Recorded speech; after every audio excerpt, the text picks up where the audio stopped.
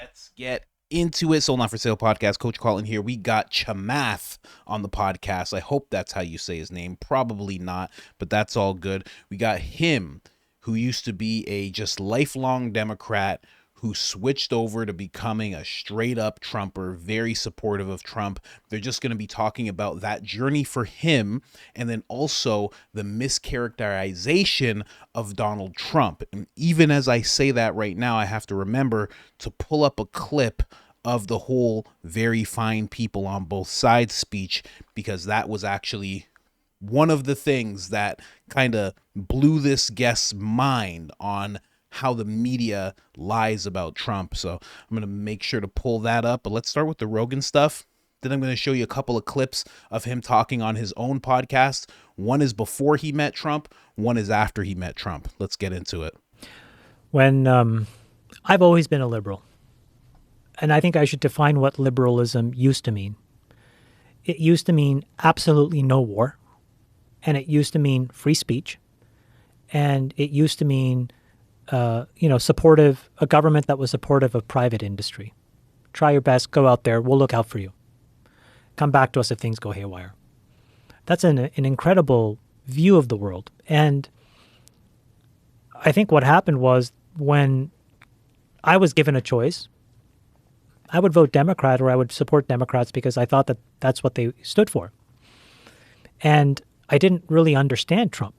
And so what happened was, I got too caught up in the messenger, and I didn't focus enough on the message. And I didn't even realize that. I didn't realize it in 2016, but I don't think many people did. And then in 2020, I got lost in it.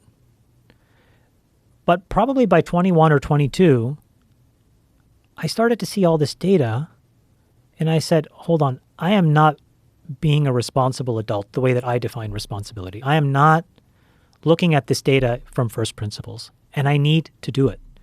And when I did, what I saw was a bunch of decisions that turned out to be pretty smart. The problem is that because he's the vessel, he turns off so many people with his delivery. And I think this is a moment where the stakes are so high, you have to try to figure out what the message is versus what the messenger is saying.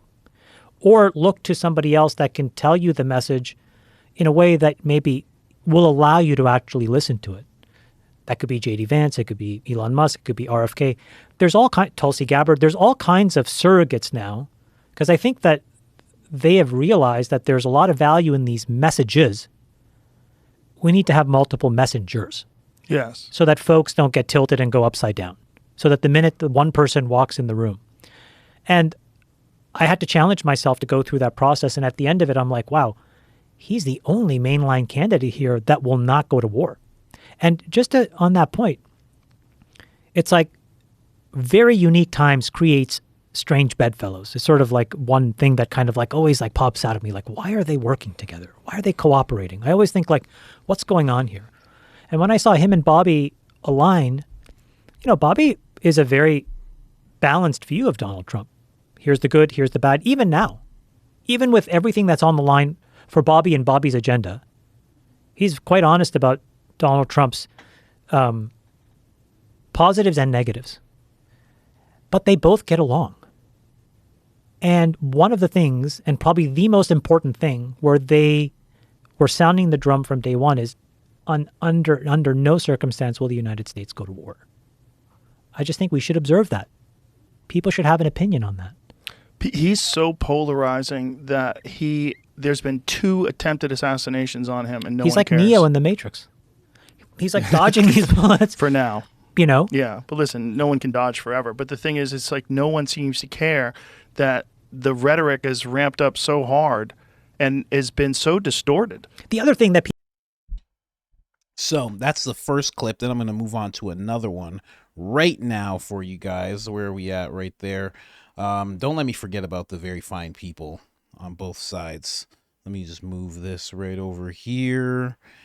And also great messenger in regards to what he was talking about. Tulsi and RFK, perfect messengers for Donald Trump, especially with the fact that they've stepped outside of their regular character. and are willing to go on the attack when it comes to Kamala Harris, absolutely amazing. Let's get into this next clip. Very polite. Like, he talks to you.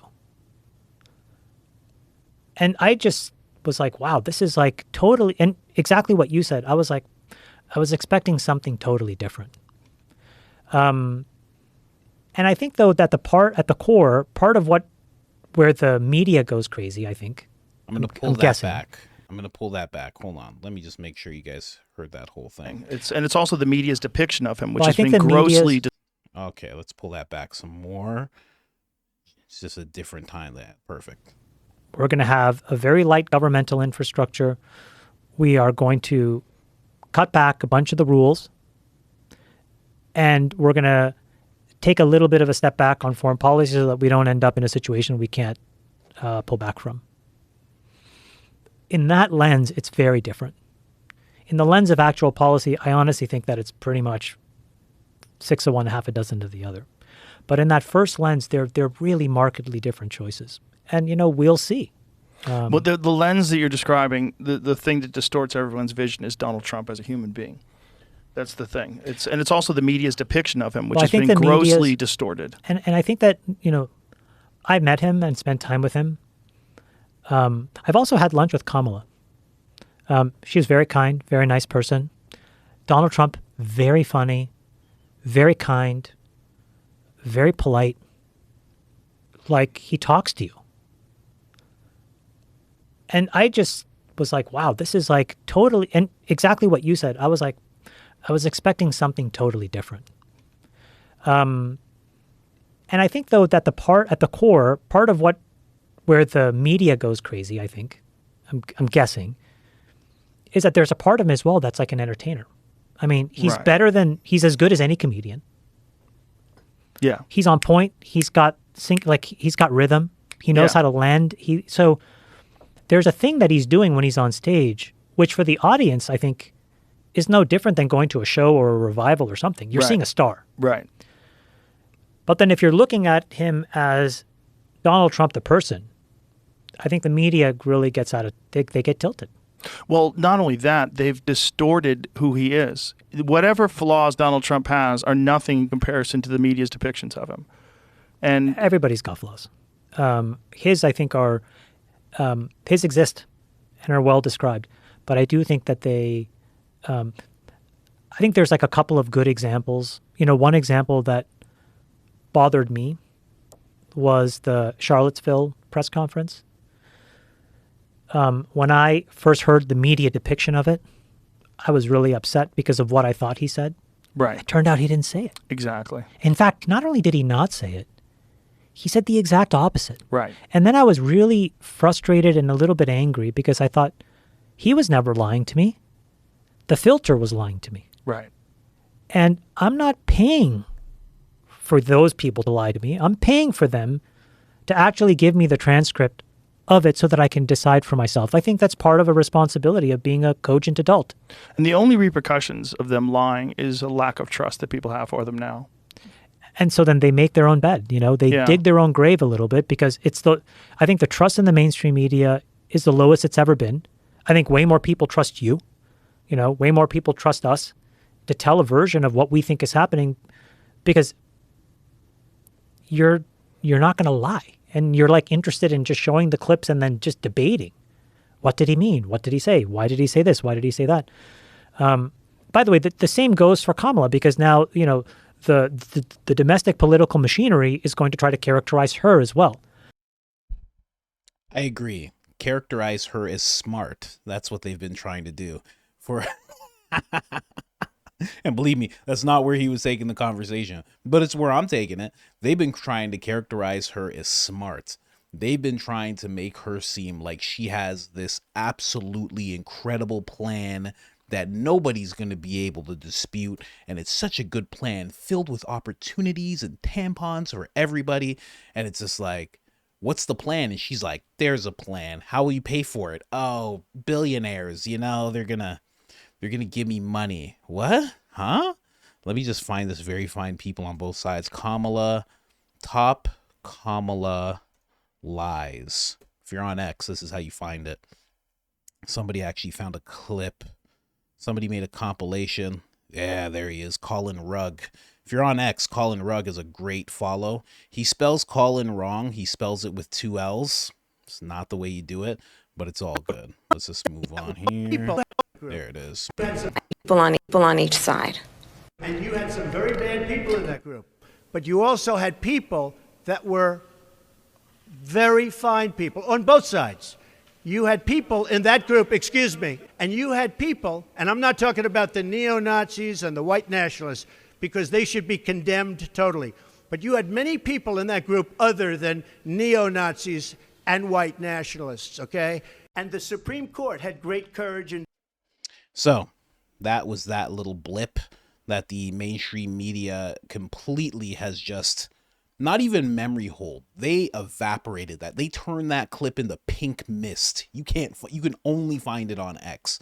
I don't even know if you'll be able, this video, you'll be able to find it on YouTube. But other than that, I mean, they'll probably push this all the way down. I have no doubt about that. But here's the clip of him before he met Donald Trump. Listen to this. For Hillary Clinton, I voted for Joe Biden, but this is the honest assessment. The guy did, for the things that he was supposed to do, a good job.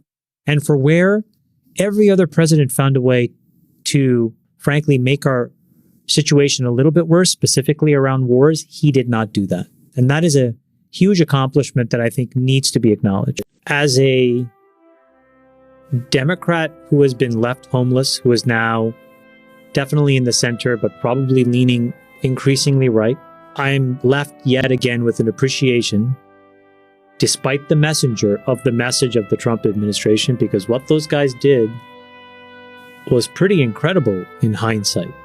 These Abraham Accords, the accords with Israel and the GCC, the almost accord between Israel and Saudi, to really be able to find a long-lasting peace is just a real example for the world. And those guys did a lot of really good work.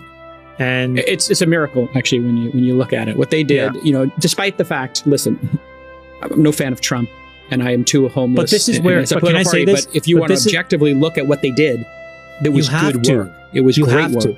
You have to. And in fact, this is a moment where you have to start to re-underwrite, is one's Trump derangement syndrome causing more damage than anything that Trump could have actually done? And I think the answer is yes, because it's now causing us to not see that good work and then embrace and extend it. So much of the work that happened in that administration turns out to have been right. And that's what's so frustrating for me. The work on the border wall. We didn't like the messenger, so we killed the message. Turned out it was right. Issuing long-term debt to refinance when rates were at zero. We didn't like the messenger, so we killed the message. A structural peace in the Middle East. We didn't like the messenger, so we killed the message. When are we going to stop shooting ourselves in the foot? And when are we going to actually see and take the time to look past who is saying things and actually listen to them word for word? Man, that was a great message. But rest assured, all Democrats who regret voting for Joe Biden and Obama, you didn't kill anything. Don't worry about it. In fact, you missed twice. Don't even worry about it. We're still good. Boom. Mugshot. Bounce back from the mugshot. Bounce back from 2 shots. Don't worry. The boy is good. Don't worry about him, all right? But it's still a great message. Absolutely great message. And just to anybody who's thinking about creating content, I promise you, your music doesn't add anything to it. I promise. People just want information. I know it's fun. You feel like you're a filmmaker. I get it. But trust me, no music needed. Hopefully I can get that music scrubbed off. Anyways, guys, this is after. You thought this clip was when he met Trump. No. That's when he was just waking up and he realized, oh no, I've made a grave mistake. This is after he meets Trump. Let's go. I'll give you 2 observations. The first is that I think that there is a huge gap between how the media tries to portray Donald Trump and what he's like when you meet him in person. And that gap is really wide. And so I would say specifically to Democrats and independents, you really do need to sit in the room and feel what it's like. David is right. He is charismatic. He's intellectually sharp, and he's funny. And when you put that together, he can engage an audience for a long time and be totally extemporaneous. The other thing I would say that he is very polite and he's kind in a way that was disarming and was not what I expected. And so I felt that I had misjudged him many years in the past. And so I was very glad that I had an opportunity to sit beside him and to actually interact with him one-on-one. It was really, really engaging. And so that's more about the style. And then about the substance, what I would say is it was not just a pro-America agenda, but it's very clear that he was pro-innovation. So he was really supportive of AI in the details that he talked about. He was very supportive of crypto in those details. And he's very much low regulation, low taxation. And so when you put that together, it does stand very much in contrast with what the alternative is. And so I think that both of those things are a reason why, even if you aren't willing to vote for him, I would encourage everybody to experience what it's like to hear him. Freeberg, your thoughts on all this? I didn't go to this. I didn't go to the event. I don't know. No, I know. Just big picture. Our bestie's hosting this. I want to know why Chamath didn't wear a tie. Everyone else is wearing a tie. You didn't want the tie? Chamath doesn't need a tie. He's a baller. All right. Do you want to say what Trump said to you when he met Natalie? So it's us talking, and he says, "You guys are a really beautiful couple." Uh-oh. And I said, "Well, thank you." And then he turns to me and he goes, "Well, you must be really rich." He says this thing. And I started laughing out loud. Nat thought he was hilarious. So because of the disparity in the looks between you and Nat is what he was sort of implying. You guys sat next to him at dinner. Yep. Yeah.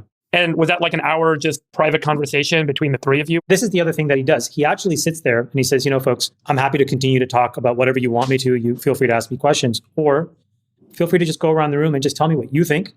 And what would happen is people would say different things, and then he would start asking questions of other people. And the thing becomes almost like this roundtable discussion of topics from, we talked about Iran, we talked about foreign policy, we talked about deficit and debt. Crypto regulation, everything. What did he say about deficit? Well. What did he say about deficit and debt? Well, he's very much on your side of, we have to really figure out how to get spending in order and get the deficit under control. Well, congrats on it. Sounds like a success. Absolutely amazing. And if you guys don't recognize this gentleman, this is the gentleman that got lit up by Megyn Kelly just the other day. Oh, good gosh. I hope that guy's doing okay.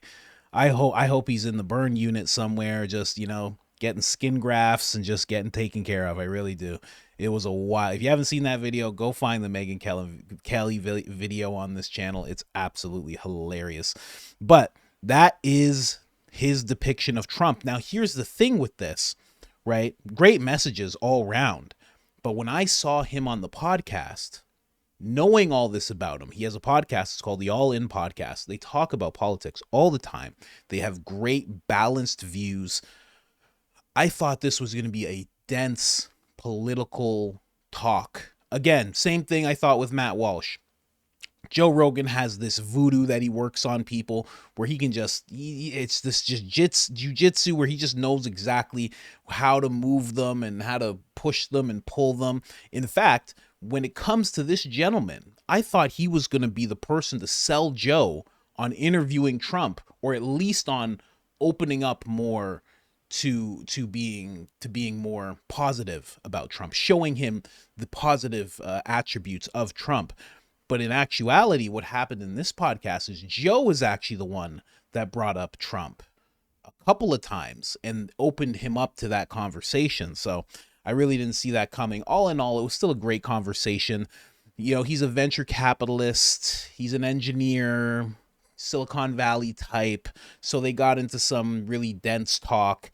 The ending is where the real Trump and politic talk really comes in at about 1 hour and 41 minutes. The rest of the podcast is pretty good. It's still pretty good, but it's dense stuff. If you're not into hearing about space travel and different things, and it may not be for you, but all in all, great podcast. This Chamath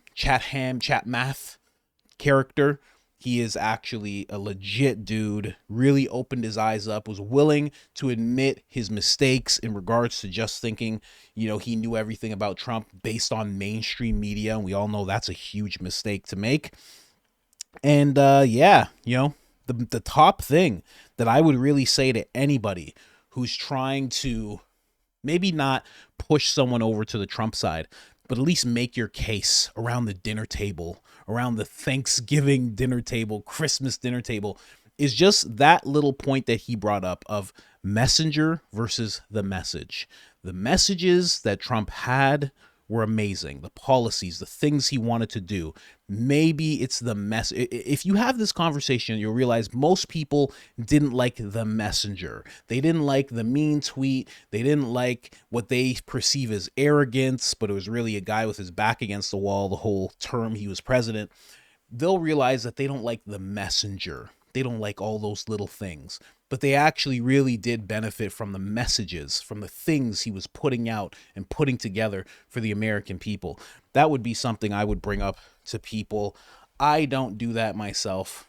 I veer away from those conversations because honestly, I don't want to light up normal people.